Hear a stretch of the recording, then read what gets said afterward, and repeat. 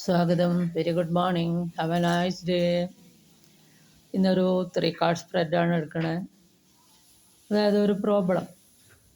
അപ്പോൾ first card ഒരു വ്യക്തിയുടെ പ്രോബ്ലം നോക്കുമ്പോൾ കിങ് ഓഫ് പെൻറ്റക്കിൾസ് ആണ് വന്നിരിക്കുന്നത്. അപ്പോൾ സമ്പത്തിൻ്റെയും സമൃദ്ധിയുടെയും കാർഡാണ്. ഒരുപക്ഷെ ഒരു ബിസിനസ് മാൻ ആവാം, സമ്പത്ത് ഉണ്ടാക്കാൻ കഴിവുള്ള ആളാണ്.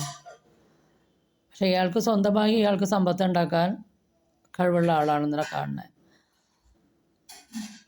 ഇയാൾ മറ്റുള്ളവരോട് വാക്കാലേ പറയുള്ളൂ, പ്രവൃത്തിയിൽ വരാൻ കുറച്ച് ബുദ്ധിമുട്ടാണ്.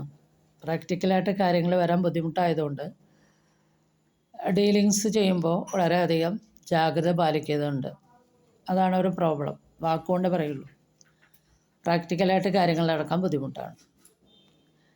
അപ്പോൾ രണ്ടാമത്തെ കാർഡ് എന്താണ്? അയാൾക്കുള്ള ഗൈഡൻസ് പറയുമ്പോൾ നൈറ്റ് ഓഫ് കപ്സ് ആണ്. ഇവിടെ അത് തന്നെയാണ്. ഒരു പക്ഷേ ഒരു പാർട്ട്ണർഷിപ്പ് ആയിരിക്കാം, അല്ലെങ്കിൽ ഒരു കാമുകൻ എന്നുള്ള അർത്ഥമൊക്കെ ഉണ്ട്. ഇവിടെ കപ്സ് ആയതുകൊണ്ട് ഇമോഷൻസാണ്, ഇമോഷനെ സൂചിപ്പിക്കുന്നു. ഒരു യുവാവിനെയാണ് കാണുന്നത്. അപ്പോൾ ഇമോഷൻസിൻ്റെയൊക്കെ പുറത്ത് ഒരു പാർട്ട്ണർഷിപ്പായിട്ട് വന്നതായിരിക്കാം. പക്ഷേ ഇവിടെയും ഇയാളും ഐഡിയലിസ്റ്റിക്കാണ്, പക്ഷേ കൈൻഡാണ്, ഇൻറ്റ്യൂട്ടീവാണൊക്കെ ആണെങ്കിലും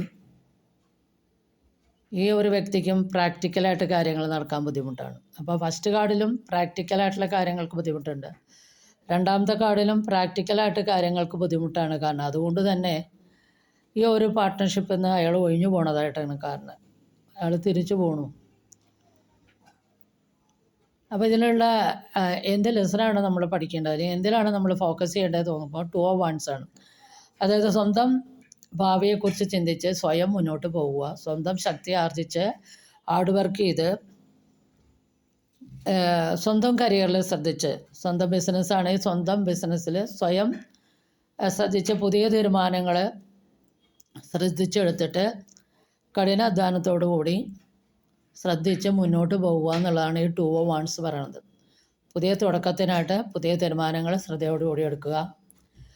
ഇതിലൊരർത്ഥം കൂടിയുണ്ട്, അനാവശ്യമായ ഭാരങ്ങളെ എടുത്ത് വെക്കരുത് എന്നുള്ളതുകൊണ്ട്. കാരണം ഇമോഷൻസിൻ്റെ പുറത്ത് വരുന്ന കാര്യങ്ങളാണെങ്കിലും വ്യക്തികളാണെങ്കിലും നമ്മൾ ശ്രദ്ധിക്കേണ്ടതായിട്ടുണ്ട് എന്നുള്ളതാണ് ഇതിലുള്ള ഒരു ഗൈഡൻസ്. അപ്പോൾ സ്വന്തം കാര്യത്തിൽ സ്വയം ഫോക്കസ് ചെയ്ത് ഹാർഡ് വർക്ക് ചെയ്ത് പുതിയ തീരുമാനങ്ങൾ ശ്രദ്ധയോടെ കൂടി എടുത്ത് മുന്നോട്ട് പോകുക. ഇമോഷൻസിൻ്റെ പുറത്ത് ഒരിക്കലും കാര്യങ്ങളായാലും ശരി, വ്യക്തികളെ ആയാലും ഇമോഷൻസിൻ്റെ പുറത്ത് സ്വീകരിക്കുമ്പോൾ ശ്രദ്ധിക്കേണ്ടതായിട്ടുണ്ട്. ബുദ്ധിപരമായ കാര്യങ്ങൾ, ഇൻ്റലക്ച്വലായിട്ട് കാര്യങ്ങൾ ശ്രദ്ധിച്ച് മുന്നോട്ട് കൊണ്ടുപോകുക എന്നുള്ളതാണ് ഇതിൻ്റെ ഈ കാർഡിലൂടെ ടാരോയുടെ ഗൈഡൻസ്. ഇതൊരു ജനറൽ റീഡിംഗ് ആണ്. ഇത് നിങ്ങൾക്ക് റെസനേറ്റ് ചെയ്യുകയാണെങ്കിൽ please do subscribe, like and share. Thank you.